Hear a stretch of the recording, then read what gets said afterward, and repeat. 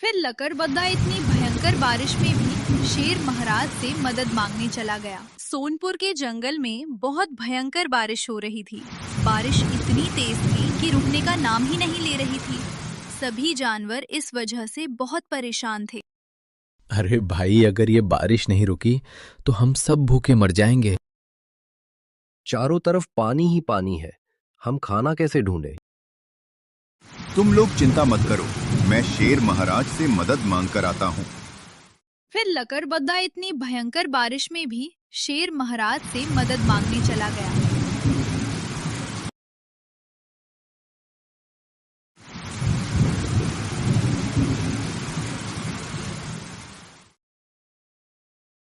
महाराज, हम सब मुसीबत में हैं। खाना नहीं मिल रहा और छिपने की जगह भी नहीं है। मैं क्या कर सकता हूँ? बारिश हर साल होती है। अपनी मदद खुद करो। महाराज, हमारी मदद करना आपका कर्तव्य है। जाओ यहाँ से, मैं कुछ नहीं कर सकता। ये बात शेर महाराज के मुंह से सुनकर लकड़बग्गा वापस चला जाता है। रात के अंधेरे में सभी जानवर बारिश से जूझ रहे थे।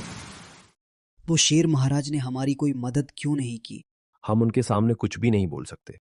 अगर वो हमारी मदद नहीं करेंगे तो किस काम के महाराज हैं? हमें मिलकर उन्हें सबक सिखाना पड़ेगा। फिर सभी जानवर बारिश से बचने के लिए सुरक्षित जगह पर निकल पड़ते हैं। पहले सब जानवरों को सुरक्षित जगह पहुंचाते हैं, फिर शेर महाराज को देखेंगे। दोस्त, हमने आधे जानवरों को तो सुरक्षित जगह पर पहुंचा दिया है, लेकिन जंगल में अभी भी बहुत से जानवर बाकी हैं। लेकिन दोस्त, अब हम वहां वापस नहीं जा सकते क्योंकि बारिश बहुत ज्यादा तेज हो गई है। जब तक बारिश नहीं रुक जाती तब तक हम वापस नहीं जा सकते। वे सभी जानवर हमारे समूह से अलग थे, नहीं तो हम उनकी मदद जरूर करते। पता नहीं उनका क्या होगा, वे जिंदा भी बचेंगे या नहीं। मुझे तो उनकी बहुत चिंता हो रही है दोस्त। उधर कुछ जानवर बारिश से जूझ रहे थे। तभी वहां एक बाघ आता है और बोलता है, तुम सब इतनी तेज बारिश में कैसे खड़े हो? क्या तुम्हें कहीं छिपने की जगह नहीं मिली? अरे भाई, हम जाएं तो जाएं कहाँ? हमारे पास छिपने की कोई जगह नहीं है। हमारे जंगल के महाराज भी ऐसे हैं कि हमारी कोई मदद नहीं करते। अब आप ही बताइए, हम क्या करें? यहाँ खड़े रहने के अलावा हमारे पास कोई रास्ता नहीं है। तुम सब चिंता मत करो, तुम्हारे महाराज को बाद में देख लूंगा, लेकिन अभी तुम्हारी सुरक्षा करना जरूरी है। तुम सब मेरे साथ चलो। दूसरी तरफ के जंगल में छिपने के लिए अच्छी जगह है। लेकिन अगर वहां कोई जगह नहीं मिली तो क्या हमें वापस आना पड़ेगा? क्या आपको यकीन है कि वहां छिपने की जगह मिलेगी? तुम कैसी बातें कर रहे हो? मैं उस जंगल का महाराज हूं। वो जंगल मेरा है और उसके चप्पे चप्पे से मैं परिचित हूं। अपनी सारी प्रजा को मैं पहले ही सुरक्षित स्थान पर पहुंचा चुका हूं। इसलिए यहां भी देखने आया हूं कि कहीं कोई मुसीबत में तो नहीं है। मुझे माफ कर दीजिए महाराज, मुझे पता नहीं था कि आप दूसरे जंगल के महाराज हैं। कोई बात नहीं, लेकिन अब बातें करके समय बर्बाद मत करो, मेरे साथ चलो। फिर सभी जानवर बाघ के साथ चल पड़ते हैं।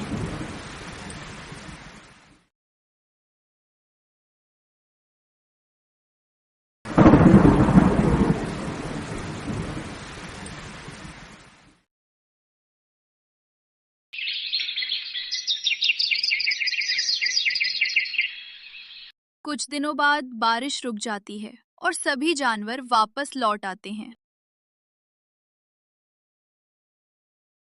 भालू भाई, यह कितनी अच्छी बात है कि जंगल के सभी जानवर सुरक्षित हैं। हम सब बारिश से बच गए। हाँ, तुमने सही कहा। बारिश से तो हम बच गए, लेकिन अब शेर महाराज को सबक सिखाने की बारी है। लेकिन ऐसा क्या किया जाए कि इस प्लेन को इस तरीके से बनाया जा सके जिससे उन्हें सबक सिखाया जा सके? मेरे दिमाग में तो कोई उपाय नहीं सूझ रहा। मेरे पास एक उपाय है जिससे उन्हें सबक सिखाया जा सकता है। फिर उन्हें ये एहसास हो जाएगा कि बिना प्रजा के कोई महाराज नहीं होता। तो भालू भाई, अब आप क्या करने वाले हैं? तुम मेरे साथ चलो, हम दोनों दूसरे जंगल जाएंगे। हमारी मदद केवल एक ही जानवर कर सकता है। वो दूसरे जंगल का बाघ महाराज है।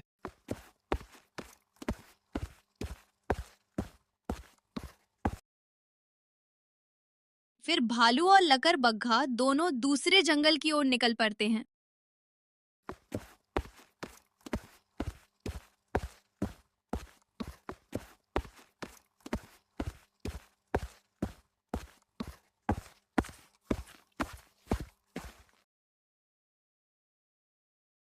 फिर लकड़बग्घा और भालू बाघ महाराज के पास आए और बोले, बाघ महाराज की जय हो। महाराज, हम एक समस्या में हैं। क्या आप हमारी मदद करेंगे? कैसी समस्या में हो तुम? पहले विस्तार से बताओ। महाराज, हमारे जंगल में बारिश बहुत तेज हुई थी। उससे बचने के लिए हमारे पास कोई चारा नहीं था। हमने हमारे शेर महाराज से मदद मांगी, लेकिन उन्होंने कोई मदद नहीं की। तुम्हारे शेर महाराज को सबक सिखाने की तो मैं भी सोच रहा हूं, क्योंकि वह उस जंगल का राजा कहलाने के लायक नहीं है। तो महाराज, देर किस बात की? उस शेर महाराज को सबक सिखाया जाए। हाँ, तुमने सही कहा। मेरे पास एक योजना है। अब तुम देखना मैं उसे कैसा सबक सिखाता हूं। तुम्हें बस मेरा एक काम करना पड़ेगा। हाँ, बोलिए महाराज, कैसा काम करना है? आपका जो भी काम होगा हम कर देंगे। तुम्हें कुछ भी करने की जरूरत नहीं है। बस अपने जंगल की जितने भी जानवर हैं उन्हें यहां ले आना। और अब मैं जाता हूं शेर महाराज से मिलने।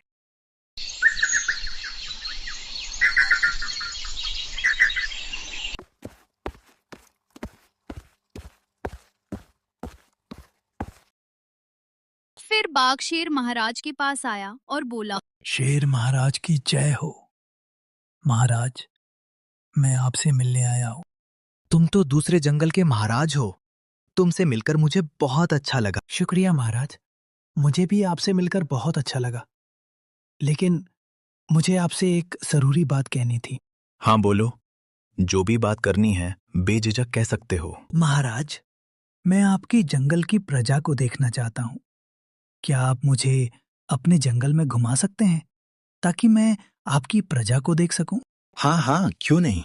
तुम मेरे साथ चलो, मैं तुम्हें अपने पूरे जंगल में घुमाता हूं। वहां तुम मेरी प्रजा को भी देख लेना। तो चलिए महाराज, मैं आपके साथ चलने के लिए तैयार हूं।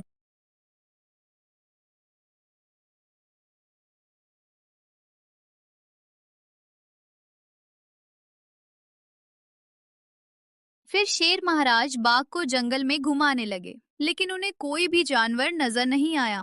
ये क्या शेर महाराज, आपके जंगल में तो एक भी जानवर नहीं है। ऐसा क्यों है शेर महाराज? ये बात मुझे भी समझ में नहीं आ रही है। बारिश से पहले तो बहुत से जानवर थे, लेकिन बारिश के बाद एक भी जानवर नजर नहीं आ रहे। अरे महाराज, कहीं ऐसा तो नहीं कि बारिश की वजह से उन सभी की मौत हो गई हो, क्योंकि बारिश बहुत तेज थी। अरे तुम ये क्या बोल रहे हो? क्या बारिश से भी किसी की मौत हो सकती है? अरे महाराज, बारिश से मौत क्यों नहीं हो सकती? मेरे जंगल में भी 2 जानवरों की बारिश से मौत हो गई थी। लेकिन ऐसा कैसे हो सकता है भला?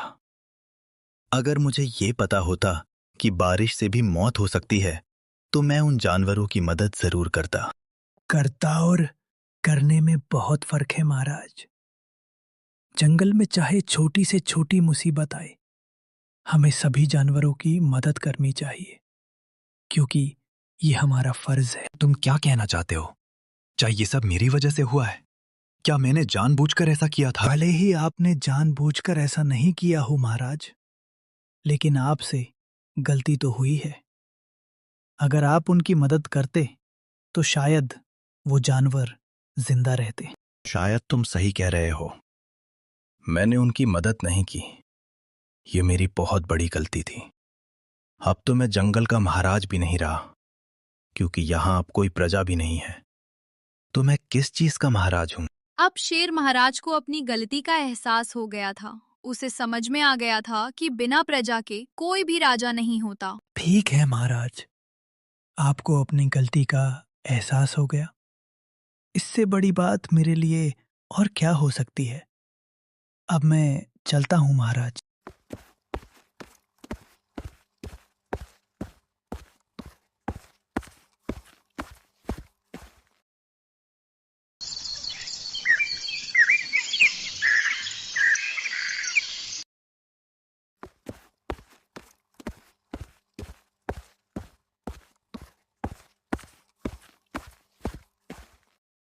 फिर अगली सुबह भालू शेर महाराज के पास जाता है।